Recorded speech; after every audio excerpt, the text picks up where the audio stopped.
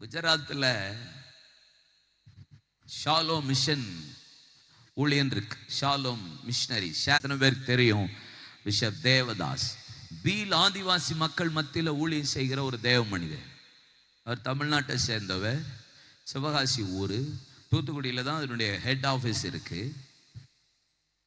இன்னைக்கு பார்த்தீங்கன்னா ஊழியக்காரங்க மட்டுமே அந்த பீல் ஆதிவாசி மக்கள் மத்தியில் ஒரு 1000-1500 ஊழியர்கள் இருப்பாங்க. அவ்வளோ பெரிய டயசிஷனா 4 திருமண்டலமாக கத்தர் மாற்றி குடிச்சு வேட்டையாடி சாராயம் காய்ச்சி சாப்பாட்டில் சாராயத்தை ஊற்றி சாப்பாடு பொங்குற ஒரு மக்கள் மத்தியில் கத்தருடைய ஊழியத்தை நிறைவேற்றிட்டு இருக்கிறாங்க. வில்லம்பு அவங்க வேலையை திருடுறது தான், கொள்ளையடிக்கிறது, கொலை செய்கிறது. அப்படிப்பட்ட மக்கள் மத்தியில் போய் ஊழியம் செய்கிறாங்க. அந்த ஊழியத்தில் நடந்த ஒரு சம்பவம் பாருங்க. அந்த தேசத்தில், அந்த குஜராத் ராஜஸ்தானில் அந்த பார்டரில் ஒரு பீல் ஆதிவாசியிலிருந்து ரட்சிக்கப்பட்ட ஒரு மனிதன் கர்த்தருக்காக ஊழியக்காரனா மாறி ஒரு திருச்சபையை நடத்தி கொண்டிருக்கிறார். ஒரு கிராமத்தில் அவர் முன்னாடி ரவுடியா இருந்தார், குடிச்சிட்டு இருந்தார், வெறிச்சிட்டு இருந்தார். ஆனால் அந்த தேவ மனிதனை கர்த்தர் ரட்சித்து ஊழியக்காரனா மாற்றி சபையின் போதகராக மாற்றி ஊழியம் செய்கிறார். மனைவி 2 பிள்ளைகள். இந்த நாட்களில் அந்த கிராமத்தில் இருக்கிற ஒரு பெரிய மத தீவிரவாதி ஒருத்தன், ரொம்ப நாளா இவன் எல்லாரையும் கர்த்தருக்குள்ள இயேசுக்குள்ள நடத்திக்கிட்டு இருக்கிறானே, இவனை எப்படியாவது ஏதாவது செய்யணும்னு சொல்லிட்டு திட்டம் போட்டு அந்த மத தீவிரவாதி அரசியல்வாதி அந்த பரிசுத்தவான அந்த போதகரை சில கூலிப்படையை ஏவி இரவோடு இரவா கொலை செய்தார். யாருக்குமே தெரியாம கொலை செய்தார். இவர் தான் கொலை செஞ்ச மாதிரியே தெரியாத அளவுக்கு கொலை செய்து விட்டார். ஆனா ஊருக்கே தெரியும் இவர் தான் செஞ்சார். ஆனா இவருக்கு எதிராக சாட்சி சொல்ல ஆள் கிடையாது. அவ்வளவு ஒரு மோசமான காலகட்டம். 2 பிள்ளைகள், மனைவி விதவையாக்கப்பட்டு தகப்பனை இழந்து சபையை நடத்தும்படி அந்த ஊர்லயே அந்த மகள் இருந்தா. நாட்கள் போனது. இந்த மகள் விடாம ஜெபம் பண்ணிக்கிட்டே இருக்கிறார். ஆண்டவரை நோக்கி ஜெபிச்சு விண்ணப்பம் பண்ணிட்டே இருக்கிறார். என் கணவனை எடுத்துட்டீங்க, ஊழியம் பார்க்கறதுக்கு தான் ஆண்டவரை எங்க வாழ்க்கையை ஒப்பு கொடுத்தோம், உங்களுடைய நாமத்துக்காக தானே எங்களை வாழ்க்கையை ஒப்பு கொடுத்தோம், உங்களுடைய ராஜ்யத்துக்காக தானே நாங்கள் இந்த இடத்துக்கு வந்தோம், ரட்சிக்கப்பட்டு எங்கள் கணவனை ஊழியக்காரனா மாத்தினீங்க. ஜெபம் பண்ணிட்டே இருக்க அந்த மக விடாம தொடர்ந்து ஒரு நாள் இரவு இந்த மத தீவிரவாதி அந்த ஊர்ல உள்ள பெரிய ஆளுவன் பணக்காரன் பின்னாடி அவனுடைய வீட்டு வைக்கோல் அம்பாரத்துல மாடுகளுக்கு வைக்கோல் போடுறதுக்காக வைக்கோல் எடுத்தார். வைக்கோல் எடுத்து மாட்டுக்கு போட்டார்.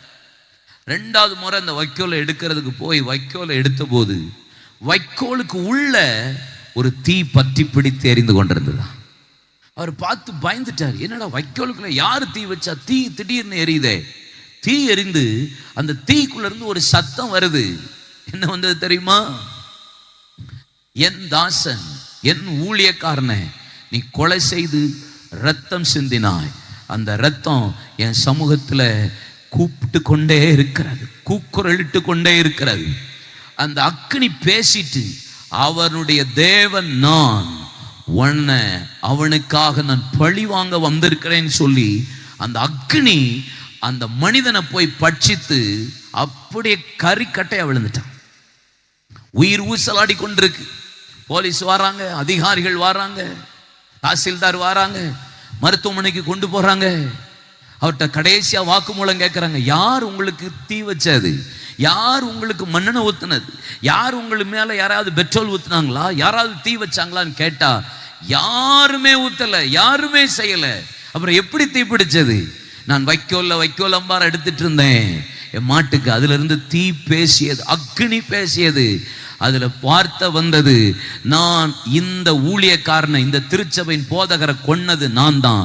அவனுடைய ஆண்டவர் என்கிட்ட வந்து அவனுக்காக வழக்காடி என்கிட்ட பேசினார்னு சொல்லி கடைசி வாக்குமூலத்தை கொடுத்துட்டு அந்த மத தீவிரவாதி அந்த மனுஷனை கொலை செய்த பாதகன் நான் என்று ஒப்பு கொடுத்து மரித்து போனாராம். உண்மையா குஜராத்தில் நடந்த சம்பவம்.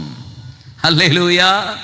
நம்ம ஆண்டவர் கண்ணிருந்தும் காணாதவர் அல்ல, காது இருந்தும் கேட்காதவர் அல்ல, மூக்கு இருந்தும் முகராதவர் அல்ல, தொண்டை இருந்தும் சத்தமிடாதவர் அல்ல, கை கால் இருந்தும் அவர் கிரியை செய்யாதவர் அல்ல.